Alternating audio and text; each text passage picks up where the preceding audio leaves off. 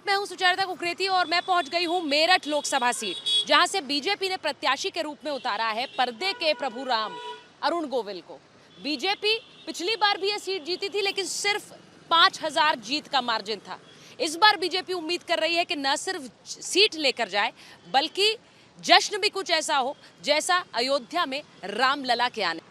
अयोध्या के राम मंदिर में प्रभु श्री राम विराजे, तो वहीं मेरठ के सियासी समर में भी राम आ गए।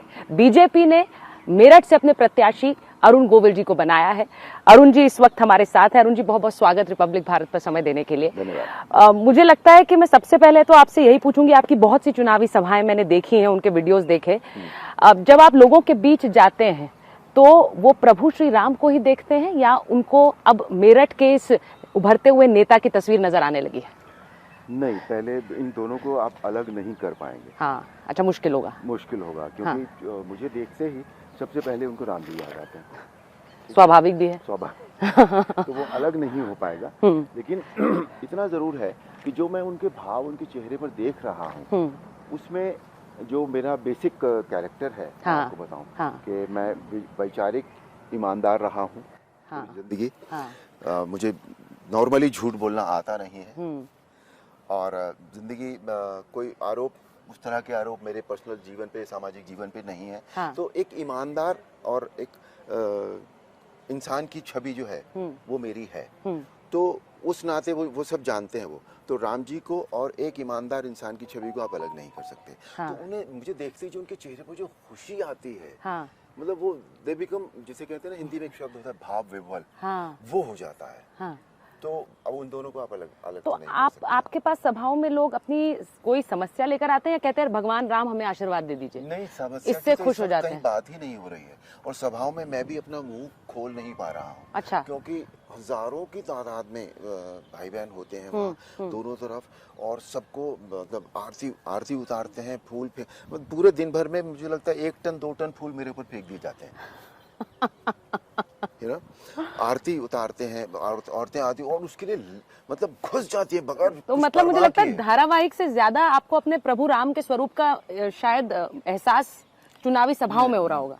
हाँ, मैं बताऊं आपको, जैसे पहले भी हम लोग इवेंट्स वगैरह में जाते रहे हैं, हाँ। तो उनमें जो मिलता था रिसेप्शन, उससे कहीं ज्यादा अब मिल रहा है। अच्छा। चुनावी प्रत्याशी होने के बाद तो मुझे लगता है वो दोनों चीजें उनको ठीक लग रही, उनको ये अच्छा लग रहा है कि ये व्यक्ति हमारे बीच में आ गया है। अच्छा, मैं आपसे पूछूंगी, मैं थोड़े दिन पहले हेमा मालिनी जी से मिल रही थी। उन्होंने कहा मैं अभी तीसरी बार चुनाव लड़ रही हूँ, लेकिन अभी भी लोग उम्मीद करते हैं कि मैं उन्हें कोई डायलॉग सुना दूं।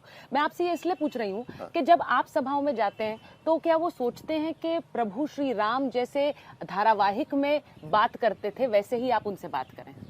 नहीं, वैसा इन सभाओं में देखिए, अभी जो बेसिकली जो हम लोग कर रहे हैं वो रोड शोज हैं, हाँ, रैलीज हैं, हाँ। तो उनमें ये सब नहीं है, तो उनमें कुछ है ही नहीं बोलने के लिए, सिर्फ शोर है भाई बहनों का, हाँ। जय श्री राम जय श्री राम जय श्री राम, उसके अलावा और कुछ नहीं होता। ना मैं कुछ बोलता हूँ ना वो कुछ बोलते हैं, बस खाली।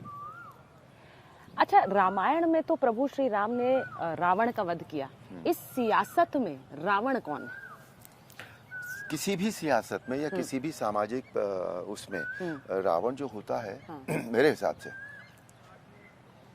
अनीति, अन्याय, अधर्म, हाँ। और असत्य, वो किसी के भी रूप में आ सकता है, वो मानव स्वरूप ले लेता है, पर होता रावण यही है, और इसके अलावा हमारे सामाजिक क्षेत्र में और कोई। क्या आप अपने विरोधियों पर वार करने से बच रहे हैं?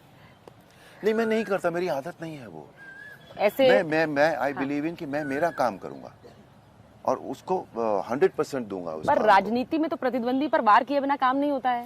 वो तब देखेंगे जब होगा, अभी तो उसकी जरूरत नहीं पड़ रही है मुझे। जरूरत नहीं पड़ रही मुझे अभी उसकी जरूरत नहीं पड़ी। मैं सिर्फ इस समय जनसंपर्क कर रहा हूँ, मैं अपने लोगों से मिल रहा हूँ। एक बार उन्हें पता होना चाहिए कि हाँ, मैं यहाँ आ रहा हूँ। मैं एक चीज आपसे पूछूंगी, क्योंकि आपके साथ आपके लोकसभा क्षेत्र से प्रधानमंत्री ने अपनी रैलियों की शुरुआत की चुनाव के तारीखों के ऐलान के बाद। तो प्रधानमंत्री से आपकी जो भी मुलाकात हुई हो या संवाद हुआ हो, उसके बारे में अगर कुछ बताना चाहें हमारे दर्शक। देखिए, मैं पहली बात तो मैं बताऊं, मैं प्रधानमंत्री से पहली बार मिला था। अच्छा। अभी जब वो रैली में आए थे, उस मंच पर मैं पहली बार उनसे मिला हूँ, और उन्होंने मुझसे हैंडशेक किया, जो हैंडशेक बहुत स्ट्रॉन्ग, वार्म, हाँ, और it was full of emotion kind of thing, you know. अच्छा, हाँ, और उन्होंने एक ही मुझसे शब्द कहा, स्वागत है, हाँ, दैट्स इट। तो मेरी इतनी ही उनसे बातचीत हुई है, और जाते वक्त वो फिर ये इतना सा एक सेंटेंस फिर कह के गए, खूब काम करो, दैट वाज इट।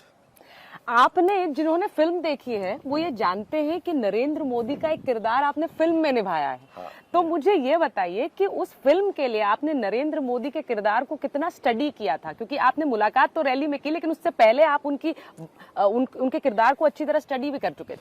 हाँ, हाँ। वो तो क्योंकि इतने वीडियोस और इतना सब कुछ विजुअल्स हमें मिलते हैं, उसके लिए पर्सनली मिलना कोई ज़रूरी नहीं होता किरदार को समझने के लिए। हाँ। इतना सब कुछ होता है, तो वो वहाँ से हमने स्टडी किया था, जितना भी किया था, और उसमें भी मैंने उनको कॉपी करने की कोशिश नहीं की थी। हाँ। जिस तरह से वो बोलते हैं या जिस तरह से वो सब वो नहीं किया है मैंने उस कैरेक्टर नरेंद्र मोदी जी की जो अंदर की सोच होगी, जो सोच है उनकी, उसको अपने अंदर डालकर वो कोशिश की है मैंने। हाँ। कि वो एक आदमी है, जो एक व्यक्ति है जो धीर है, गंभीर है, सत्य बोलने वाला व्यक्ति है, देश के बारे में सोच रहा है, ये सारे जो फील हैं, ये मैंने कोशिश की थी अंदर डालने की। मैंने उनके जिस तरह से वो चलते हैं या जिस तरह से वो उंगली उठाकर बात करते हैं, वो सब मैंने नहीं किया है इसमें। अच्छा, योगी आदित्यनाथ जी से आपकी मुलाकात हुई है अरुण जी?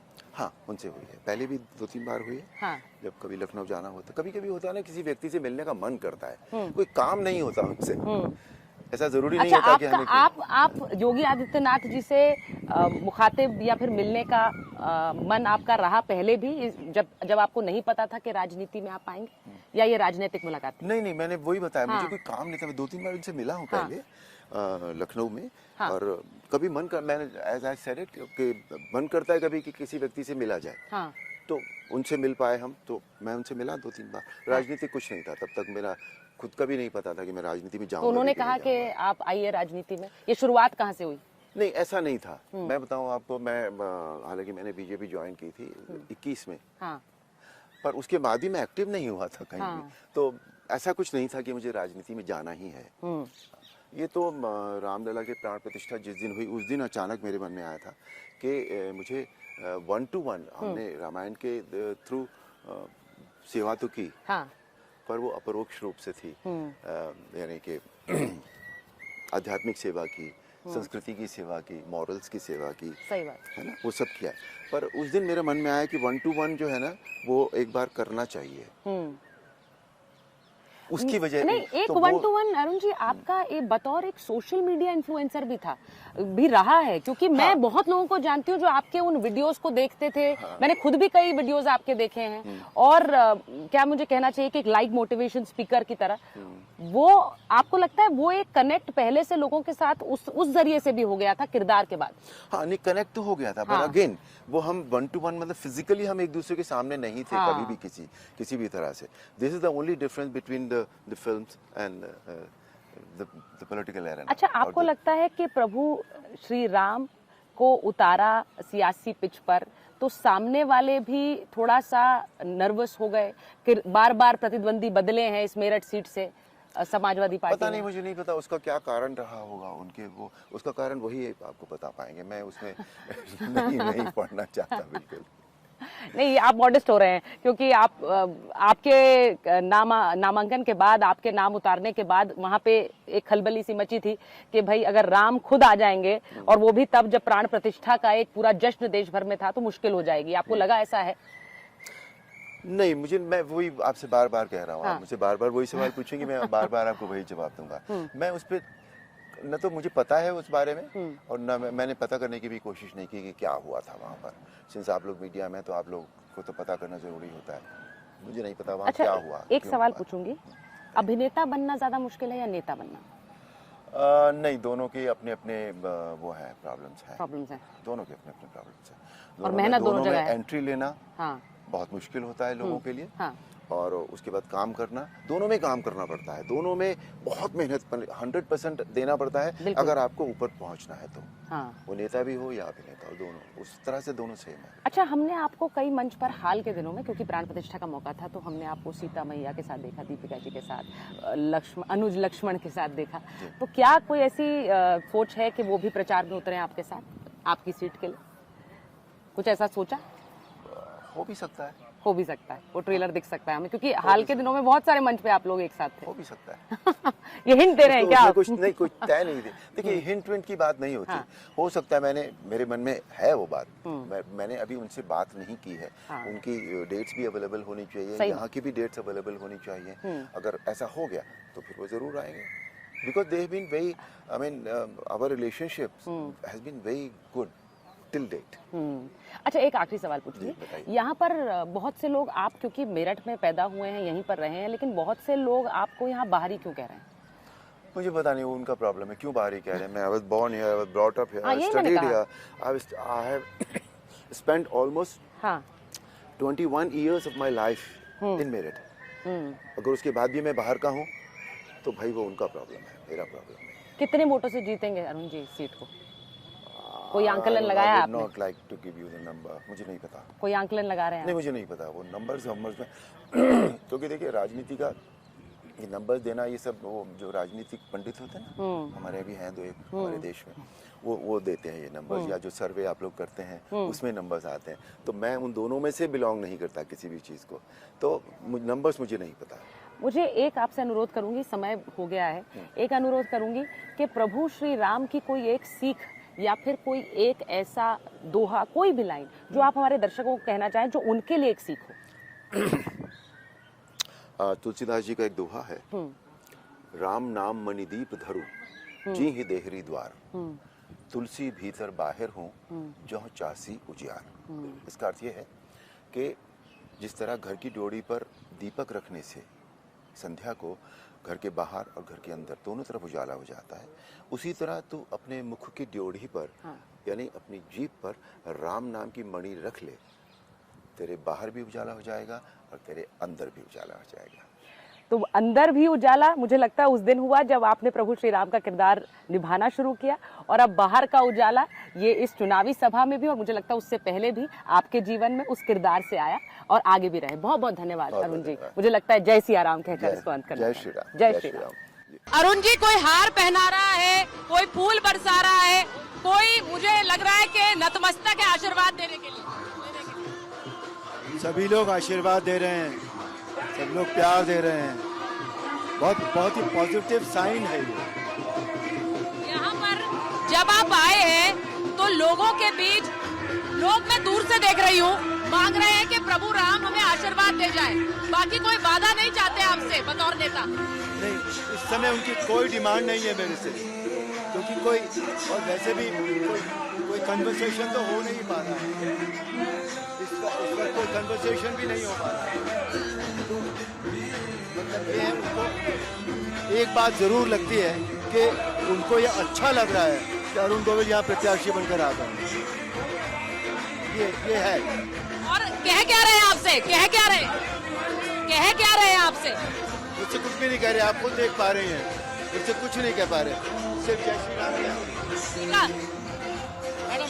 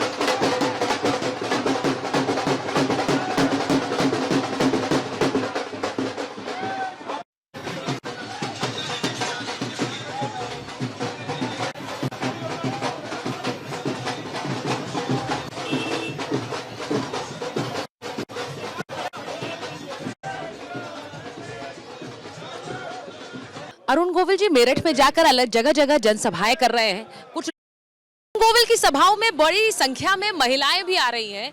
यहाँ पे अरुण गोविल जी आए हैं या राम आए हैं? यहाँ पे तो राम आए हैं और जो मैं बोल रही हूँ मेरा नाम दीपिका है।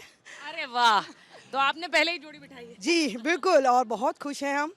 सबसे ज़्यादा तो ये खुशी है कि राम जी आए हैं, उसके बाद वो एज अ प्रत्याशी यहाँ पे खड़े हुए हैं और वो ज़रूर जीतेंगे, हमारा वोट उन्हीं को जाएगा। अच्छा, ये चुनाव है, लेकिन चुनाव में इतनी लोकप्रियता उनकी, क्योंकि वो राम है, तो आप लोग आशीर्वाद लेने आए हैं या अपना वोट देने के लिए उनको प्रतिबद्धता? नहीं, कमल से तो खड़े हुए हैं, हम शुरू से कमल को देते हैं। और दूसरी बात, वो राम जी की भूमिका हमारे अंदर बसी हुई है उनकी, और अच्छे इंसान भी हैं, तो हमारा वोट तो उन्हीं को जाएगा। अच्छा, मिले हैं आप लोग?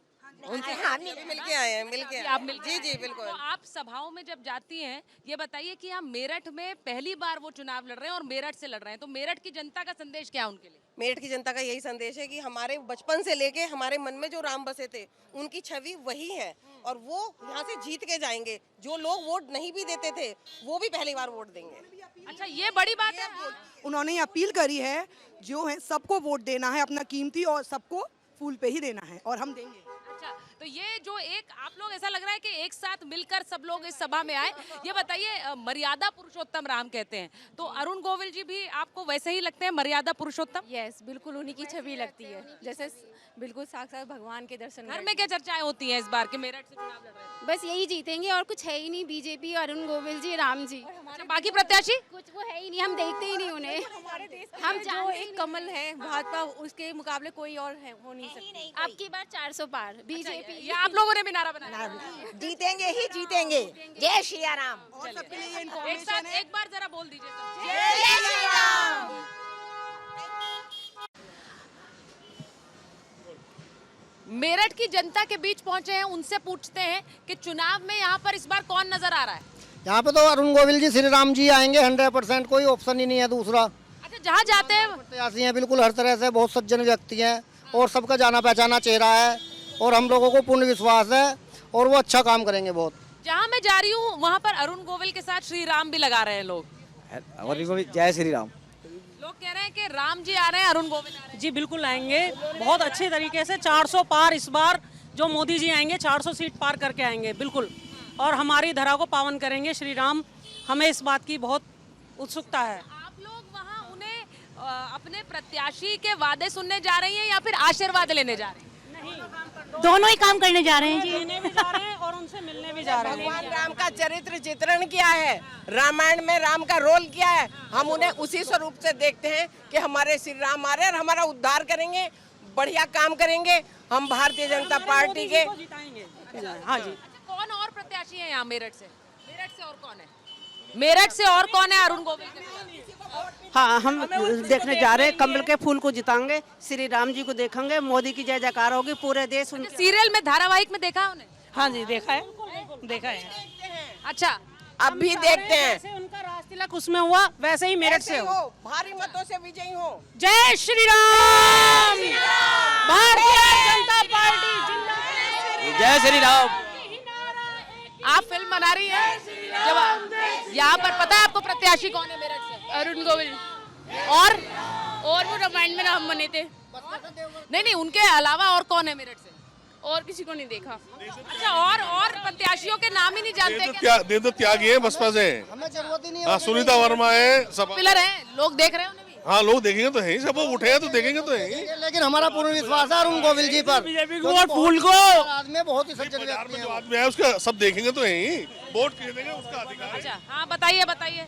मैं बोलता हूँ, मोदी जी का प्रण था कि भाई मैं अयोध्या में राम मंदिर बनवाऊं, और हम लोगों का प्रण है कि हम संसद में अरुण गोविल जी को राम के रूप में देखें। अच्छा, आपको लगता है पहली बार चुनाव लड़ रहे हैं और लोग कह रहे हैं कि बहुत सीधे प्रत्याशी हैं, नेता जैसे नहीं है वो? हमें सीधे प्रत्याशी चाहिए, हमें नेताओं की जरूरत नहीं है। अच्छा जी, हमें सीधे ही तो चाहिए जो हमें बेच के न खावे। राम आएंगे, राम आए हैं, राम आए हैं, राम हम उनको लाएंगे, यूपी हमको लाए हैं, हम उनको लाएंगे, यूपी में फिर से हम भगवा लहराएंगे, मेरठ में फिर से हम भगवा लहराएंगे।